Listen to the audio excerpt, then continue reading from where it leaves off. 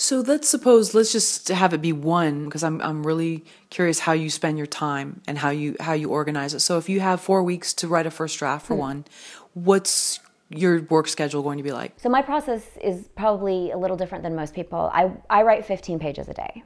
Wow. So basically I figure out when it's due, and I back out 15 pages per day, and I take into consideration if I've got something going on in the afternoon. Like today is not a 15-page day because I'm with you guys. Thank you. But then I work until those 15 pages are done. So if I'm done at 3 o'clock because I had a great writing day and it went really smoothly, fantastic. If it takes me till 9 o'clock, it takes me till 9 o'clock, and then that's when I end my day. It helps me to do that because I keep on track. And I also don't get caught up in my own, oh my gosh, I'm loving this, I just want to keep going, because that can happen too. When you're really on a roll writing, I've had that happen where you just don't eat and you just keep working through the night and you're just so excited about what you're writing. That's fine, but you can't make a living that way, right? I have relationships and I have people and dinner to make and things like that. And so I stop this is my way of doing it. I stop at 15 pages and that's it. And pick back up tomorrow and start again. Wow. Were you always that precise with it? I mean, that's fascinating. Yeah, it feels very, I know that seems very technical, right, for something that's so creative. But again, like I said before, you have to look at this like a business, right? So you have to plan and organize and figure out what's giving you the best results. And for me, this gave me the best results. Because I know at page 11, I only have a few more pages to do and I can be done. And so, and at the beginning of every day, I start out and I go, okay, that's enough. It's a big enough chunk that I'm not forcing myself to go back and reread. That's a deadly thing that writers do, is they go back and they rewrite themselves over and over. So it forces you to keep moving through, and then you do your rewrite at the end. So once those 110 pages or whatever are done, that's when I go back. And I build in usually a couple days off, because you need that time away from it.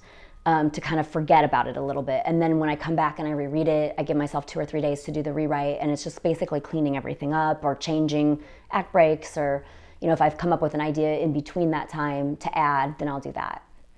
That's great, because I mean, really, in a sense, you want to think that you're your own boss, but really the network is your boss. So you're working for them, but you've also got to monitor yourself. So that sounds like a great way to keep yourself on track, so you're not doing 2 pages a day, right, but you're not burning yourself out. Right. And I think also you can get obsessed with, is the writing good? Is it not good? Do I like this? Do I not like it? When you have to get those 15 pages done, eventually you have to say, screw it, I've got to move on. And it forces you to move on, which I think is good for the process, because nothing really good comes from sitting there obsessing over the same scene. So it is what it is. I moved on, I can come back to it. And giving yourself permission to do that, I think, is very healthy. And I think it's actually good for the process and the product. So now let's suppose you have 3 projects going. Mm-hmm. Are you still doing 15 pages? It depends. So yes, so 15 pages on something. I don't, some writers will say I'm going to do 7 pages on this project in the morning and then 7 pages. I don't do that. I say, okay, I'm doing 15 pages today on this, and I'm taking 3 days off to work on the next project, and then I come back to it. So that's kind of how I organize it. I have a hard time splitting it up and trying to work on multiple projects in the same day, especially at 15 pages. I think if you were doing fewer, maybe, but 15 is pretty ambitious. Yeah, that would sound difficult if the stories are so different, or, you just want to keep the character and all of that separate.